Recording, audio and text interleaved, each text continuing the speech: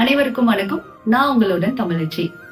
எத்தனையோ பேருக்கு ஆக்சிஜன் கொடுத்து வாழ வைக்கிற மரத்துக்கு எந்த அளவுக்கு ஆணிவேர் முக்கியமோ அதே அளவுக்கு முக்கியம் அப்பா. எஸ், இன்னைக்கு நம்ம பேச போற தலைப்பு அப்பா.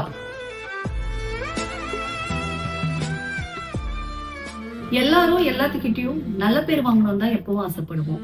ஆனா நம்ம அப்பா எப்பவுமே நம்ம கிட்ட வில்லனா தான் நடந்துப்பாரு. காரணம், நம்ம யாருக்கும் தப்பான உதாரணமா போயிடக்கூடாதுன்னு.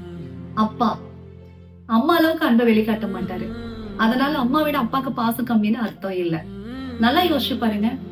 நம்மளோட ஒவ்வொரு சாதனைக்கு பின்னாடி நம்ம கூட நிழலா இருந்தது நம்ம அப்பா தான். நம்மளோட ஒவ்வொரு சாதனையும் அவரே சாதிச்ச அளவுக்கு சந்தோஷப்படுவாரு. ஆனா நம்ம அப்பாவோட பாசத்தை எந்த அளவுக்கு புரிஞ்சுக்கிட்டோம் யோசிங்க.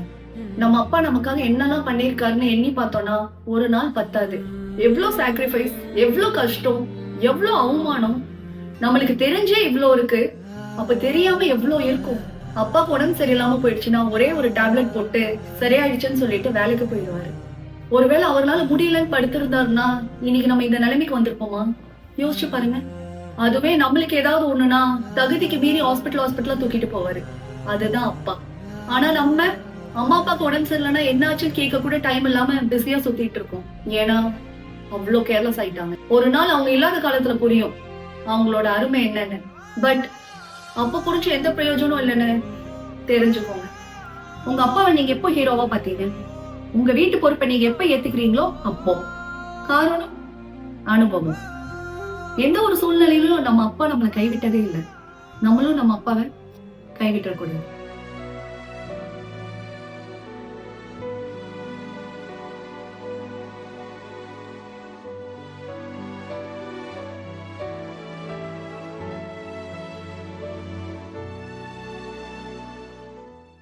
உங்க அப்பா உங்களுக்கு எப்போ ஹீரோவா தெரிஞ்சாலும் கமெண்ட் பண்ணுங்க. எண்ணம் போல் வாழ்க்கை. நன்றி, வணக்கம்.